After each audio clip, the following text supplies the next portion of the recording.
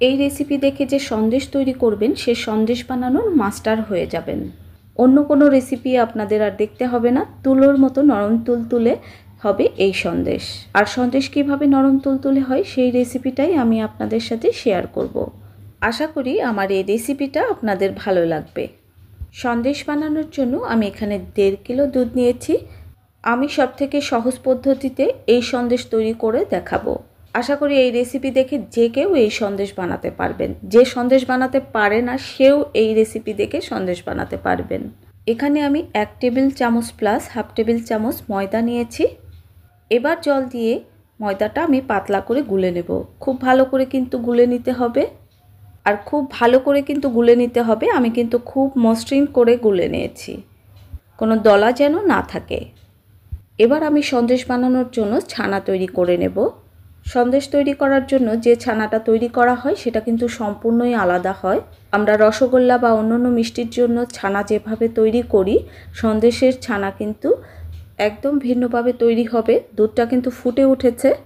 আর এই ছানাটা কাটার সময় কিন্তু গ্যাসটা বন্ধ করা যাবে না। এবার গুলে রাখা ময়দা আমি এভাবে দিয়ে নেড়ে নেড়ে মিশিয়ে দেব। এখানে কিন্তু ময়দাই দিতে হবে, আটা দেওয়া যাবে না।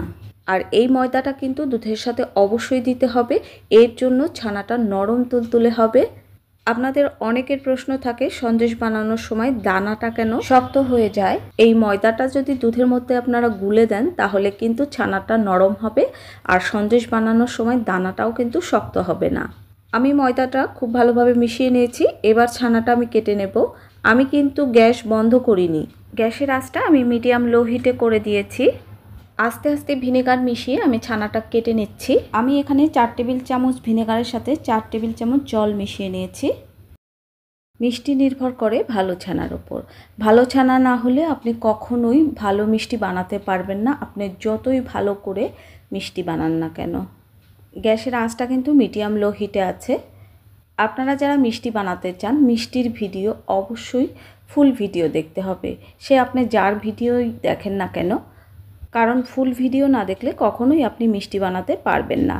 আমার ছানাটা কিন্তু রেডি হয়ে গেছে। সন্দেশের ছানাটা কিন্তু অনেক সফট হয়েছে। আর ছানা বানানোর সাথে সাথেই কিন্তু সন্দেশ বানানো হয়। এই ছানাটা 4 থেকে 5 ঘন্টা রেস্টে রাখার কোনো প্রয়োজন নেই। আমার ছানাটা কাটা হয়ে গেছে। এবার আমি ছানা থেকে জল ঝরিয়ে নিচ্ছি, এর জন্য আগে থেকেই আমি সুতি কাপড় রেডি করে রেখেছি। এবার ছানাটা আমি ঢেলে দিচ্ছি।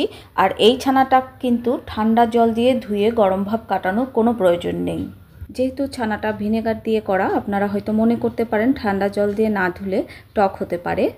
জলটা ভালো করে ঝরিয়ে নিলে কোনো টক ভাব থাকবে না। এবার কাপড়টা 2 হাতের মধ্যে নিয়ে এভাবে নেড়ে নেড়ে দিলেই জলটা কিন্তু খুব সুন্দরভাবে বেরিয়ে আসবে।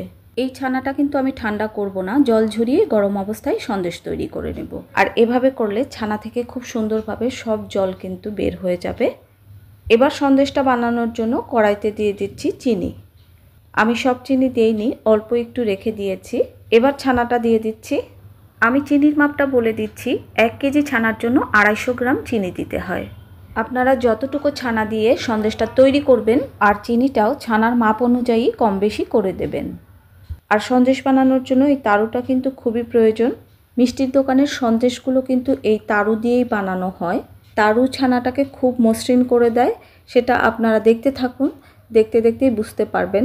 আর যাদের কাছে এই তারুটা নেই তারা কিভাবে বানাবেন সেটাও দেখিয়ে দিচ্ছি আমি। আর সন্দেশ বানানোর জন্য কিন্তু একটু ধৈর্য ধরে দাঁড়িয়ে থেকে নেড়ে যেতে হবে, নাড়া কিন্তু বন্ধ করা যাবে না। নাড়াটা কিন্তু বন্ধ করা যাবে না, তাহলে সন্দেশটা কিন্তু দানা হয়ে যাবে। একটু লক্ষ্য করুন, সন্দেশটা কিন্তু নরম হতে শুরু করেছে।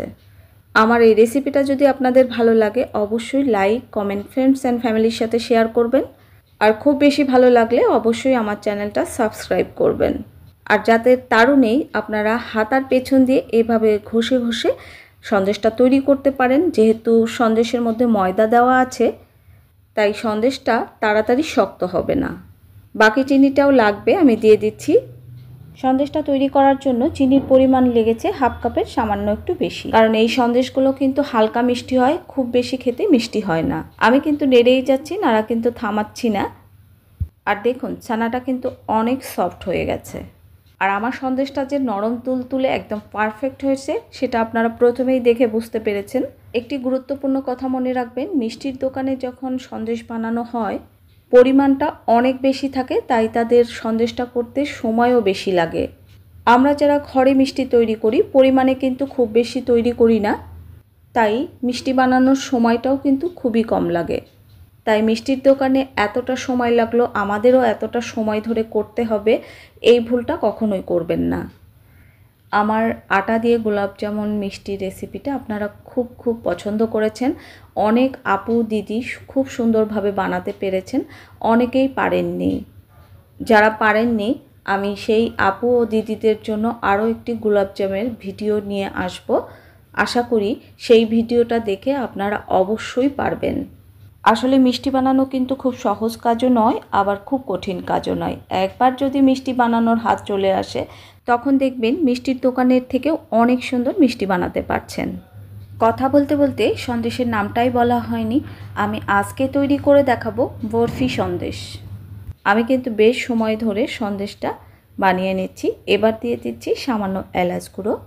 আপনারা যারা এলাচ গুঁড়ো পছন্দ করেন না, এলাচ গুঁড়োর পরিবর্তে আপনারা গোলাপ জল দিতে পারেন। আর লক্ষ্য করুন আমার সন্দেশটা কিন্তু প্রায় হয়ে গেছে, নিচ থেকে কিন্তু ছেড়ে আসছে, কড়ার গায়ে আর লেগে থাকছে না। এইভাবে একবার সন্দেশ বাড়িতে বানিয়ে দেখুন, দেখবেন আপনাদের সন্দেশ দোকানের থেকেও পারফেক্ট হয়েছে আর প্রথমবারেই সন্দেশ খুব ভালো বানাতে পারবেন। এবার কিন্তু আমি গ্যাসটা বন্ধ করে দিয়েছি এবং গ্যাসটা বন্ধ করেও কিন্তু এভাবে নেড়ে যেতে হবে 2 থেকে 3 মিনিট। এই সন্দেশটা বানাতে আমার সময় লেগেছে প্রায় 15 মিনিট, আপনাদের ক্ষেত্রে 5 মিনিট কম বেশি লাগতে পারে। এবার দিয়ে দিচ্ছি গোলাপ জল হাফ টিস্পুন। আপনারা যারা গোলাপ জল পছন্দ করেন না তারা দেবেন না, শুধু এলাচ গুঁড়ো দিলেই হবে। আমার সন্দেশটা কিন্তু হয়ে গেছে। এবার আমি কেক টিনের মধ্যে গরম থাকতে থাকতেই সন্দেশটা কিন্তু সেট করে নেব। আমি কিন্তু এই রেসিপিটা মিষ্টির দোকানের রেসিপিটাই আপনাদের সাথে শেয়ার করেছি। এভাবে সমান করে দিতে হবে, চতুর্পাশে যাতে সমান হয় খেয়াল রাখবেন, তাহলে বরফিটা অনেক সুন্দর হবে। চতুর্দিক থেকে এভাবে ঠুকে ঠুকে অথবা বাড়ি দিতে হবে, তাহলে সন্দেশটা অবশ্য শক্ত জায়গায় বাড়িটা দেবেন, তাহলে সন্দেশটা খুব ভালোভাবে সেট হয়ে যাবে। আপনাদের কাছে যদি কেক টিন না থাকে, বাড়িতে কোনো থালা থাকলে সেই থালাতে এই সন্দেশটা সেট করে নিতে পারেন। সারা রাত আমি সন্দেশটা সেট হওয়ার জন্য রেখে দিয়েছিলাম, তাহলে বরফিটা খুব সুন্দরভাবে সেট হয়ে যাবে, একদম ফাঁপা জায়গা থাকবে না। এবার লম্বাভাবে কেটে নিচ্ছি ছুরি দিয়ে, অপোজিট অথবা আড়াআড়িভাবে লাইন করে কেটে নেব, তাহলে বরফি সন্দেশ তৈরি হয়ে যাবে। একটা সন্দেশ উঠালেই সন্দেশগুলো খুব ভালোভাবে উঠে আসবে। দেখুন সন্দেশগুলো একদম দোকানের মতো হয়েছে। সন্দেশগুলো আরও সুন্দর দেখার জন্য আমি কিছু পেস্তা বাদাম উপর থেকে ছড়িয়ে দিচ্ছি। এটি অপশনাল, আপনারা চাইলে দিতে পারেন, না চাইলে নাও দিতে পারেন। আমার এই রেসিপিটা অবশ্যই আপনাদের কাছে সহজ লাগবে। সবাই সুস্থ থাকুন, ভালো থাকুন, টাটা।